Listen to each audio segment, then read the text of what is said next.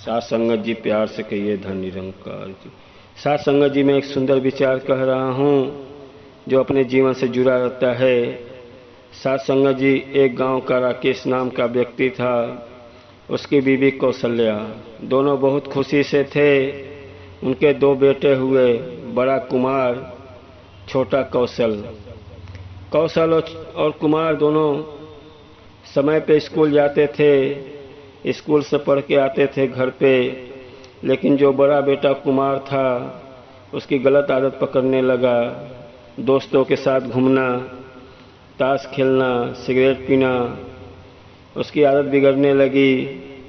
कौशल ने एक बार पिताजी से बोला कि भैया का आदत गड़बड़ हो रहा है, जाता है बाहर दारू शराब पीता है। राकेश ने बहुत मारा पीटा, मारने के बाद भी कुमार नहीं सुधरा। राकेश अपने काम में बिजी रहता था। रात को घर आता था तो बच्चे सो जाते थे।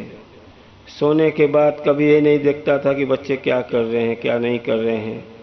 बस कौशल के कहने पे कुमार को मार दिया। कहते हैं बच्चे के ऊपर नज़र हमेशा डालना चाहिए, लेकिन नहीं डाला। बच्चे दोनों बड़े हो गए। बड़े होने के बाद राकेश और कौशल्या आपस में बात कर रहे हैं कि कुमार और कौशल बड़े हो गए हैं, इन लोग का शादी समय से कर देना चाहिए। शायद बड़ा बेटा कुमार सुधर जाए शादी होने के बाद। दारू बहुत पीता है। अब दोनों की शादी कर दी। शादी होने के बाद जब बड़े कुमार की शादी पुष्पा से हो गई और कौशल का शादी प्रीति से। पुष्पा जब शादी करके आई घर में आने के बाद देख रही है पति का आदत रात को 2 बजे आना, 3 बजे आना, इतना दारू पी के लस्त हैं।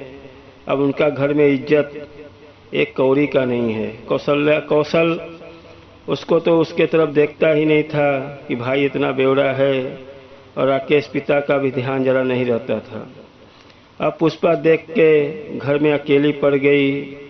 सास का भी ध्यान पुष्पा पे नहीं, और जो छोटी कौशल भी प्रीति भी पुष्पा से जलने लगी। कहते हैं देवरान जेठान देख के आपस में जलने लगती हैं कि मेरा पति कमा रहा है, इसका पति बेवड़ा है। अब पुष्पा को बहुत पछतावा हो रहा है कि मेरे पिताजी कहाँ पे शादी कर दिए।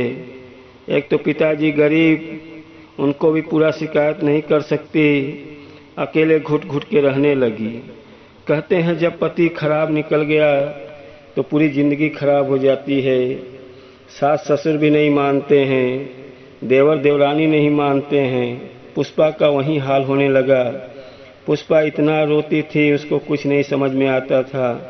घर का पूरा काम करना, बर्तन मांजना, बासन करना, पुष्पा एक नौकरानी बन गई थी। कौशल्या का भी पांव दबाना, प्रीति का भी पूरा काम करना।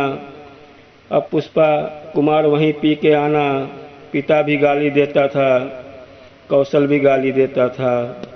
अब कुमार का लत पड़ गया था गाली सुनने का, वहीं गाली सुन के घर में आता था और जाके घर में रहता था। पुष्पा बस रोती थी।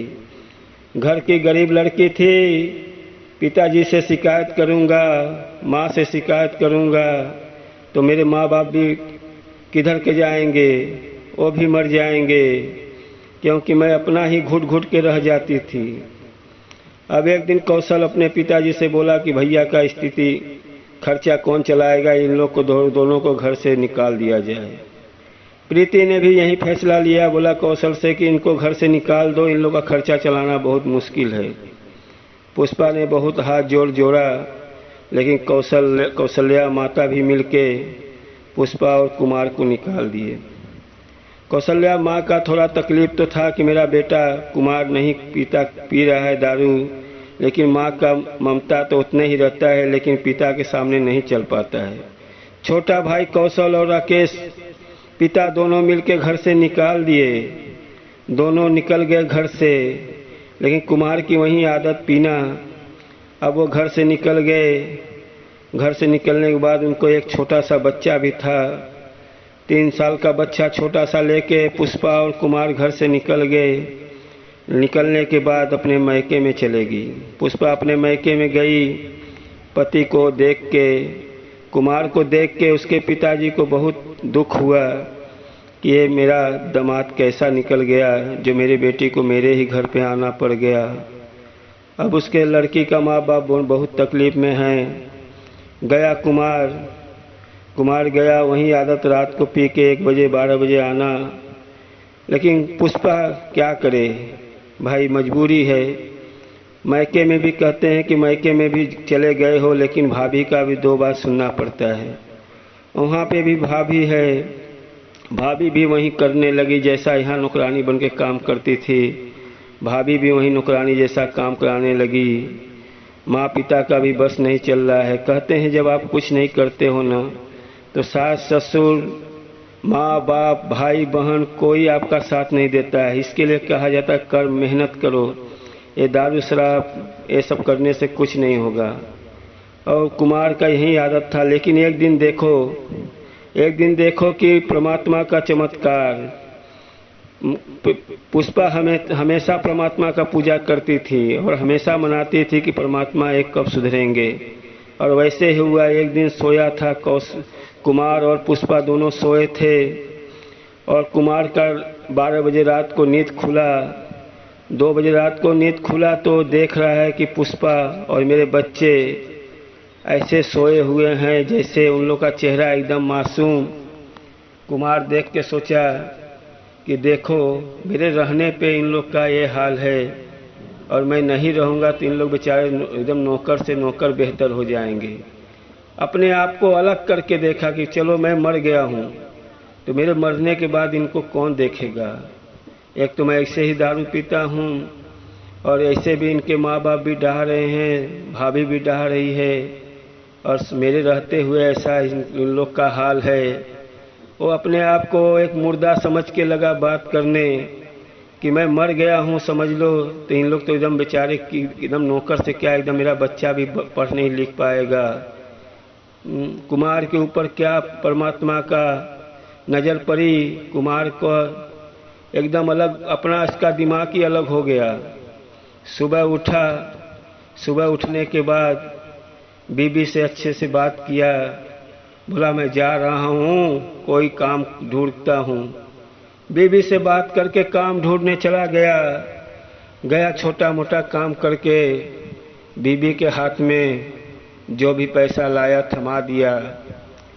बीबी ने पैसा थामा, उसके आँख से आंसू आ गए, रोने लगी कि हे परमेश्वर, हे पतिदेव, आप यहीं कमाते तो मेरी ये दुर्दशा नहीं होती। आज मुझे न सास ससुर मान रहे हैं, न माँ बाप मान रहे हैं, न भाभी मान रही है, न देवरानी जेठानी मान रहे हैं। पतिदेव को बहुत समझाई, बोले कि यहाँ अब रहना अच्छा बात नहीं है, चलो कहीं छोटा मोटा कुटिया बना के अपना रहते हैं। पुष्पा अपने आदमी को लेके निकल गई। माता पिताजी रोकना चाहे कि नहीं माता पिताजी, मैं जहाँ भी रहूँगा अपने पति के साथ में रहूँगा। पति को लेके आई, अपना एक दूसरे गांव में छोटा कुटिया बना के दोनों रहने लगे। और पति इतना अच्छा काम करने लगा, इतना अच्छा करने लगा कि पुष्पा का जीवन बदल गया। साथ संगत जी कहते हैं परमात्मा का नज़र पड़ गया तो जीवन बदल जाता है, गुरु का नज़र पड़ जाए तो जीवन बदल जाता है। लेकिन कर्म करना पड़ता है, कर्म के बिना कुछ नहीं होगा। आपको कर्म करते रहो, परमात्मा का नाम लेते रहो। पुष्पा हमेशा परमात्मा का नाम लेती थी, मेरा पति कब सुधर जाएगा। लेकिन परमात्मा का चमत्कार कि कुमार सुधर गया। तो साथ संगत जी अपने बच्चे को सही राह पे लेके जाओ, हमेशा उनके ऊपर नज़र डालो। आप सत्संग में रहते हो, सिमरन करते हो, सुबह उठो तो अपने बच्चे लोग को देखो, बच्चे लोग से नमस्कार करो, अच्छे से बात करो।